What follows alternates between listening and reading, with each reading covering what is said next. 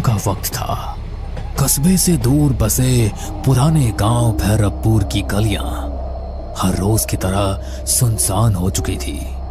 आसमान में हल्के बादल थे और ठंडी हवा के झोंके पुरानी हवेली की टूटी खिड़कियों से सनसनाहट पैदा कर रहे थे।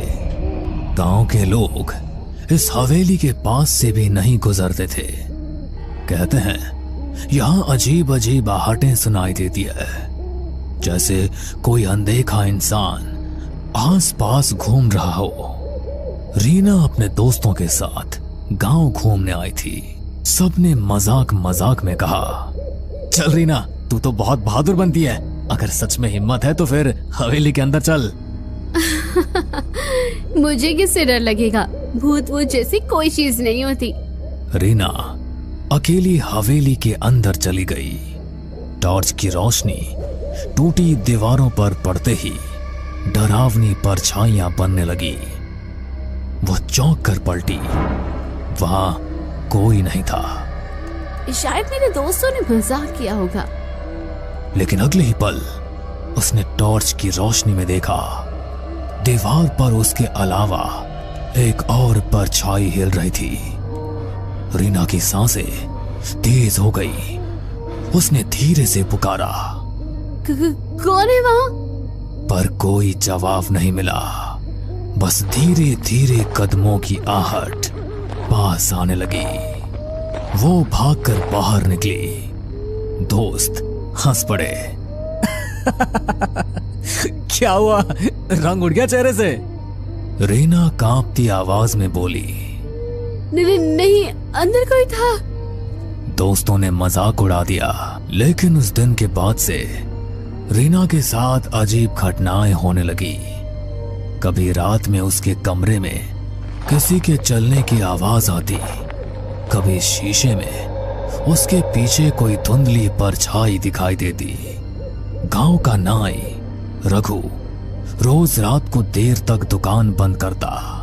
एक दिन जब वह तालाब के किनारे से घर जा रहा था तो उसे लगा कोई उसके पीछे पीछे चल रहा है। कौन है बे? सामने आ। पर कोई जवाब नहीं।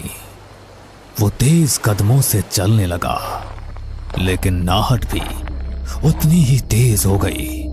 अचानक उसके सामने एक सफेद साया खड़ा हो गया। आंखें गहरी हरी चमक रही थी। रघु, तेरा समय आ गया है, तू बच नहीं पाएगा।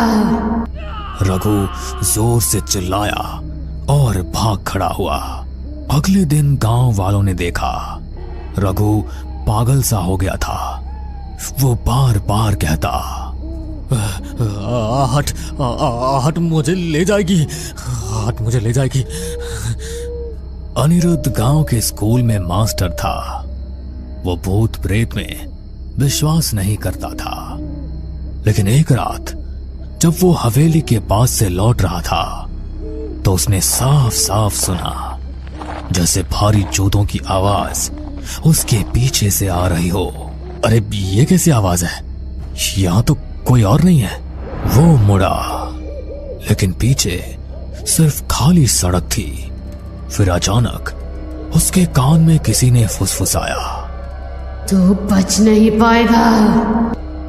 रीना, रघु और अनिरुद्ध तीनों अलग अलग लोग थे, लेकिन सबने एक ही चीज महसूस की और वो थी आहट। गांव में धीरे धीरे डर फैलने लगा। लोग कहने लगे कि हवेली में दबे किसी रहस्य की वजह से ये सब कुछ हो रहा है। गांव भैरवपुर में अब हर कोई हवेली का नाम लेते ही सिहर उठता।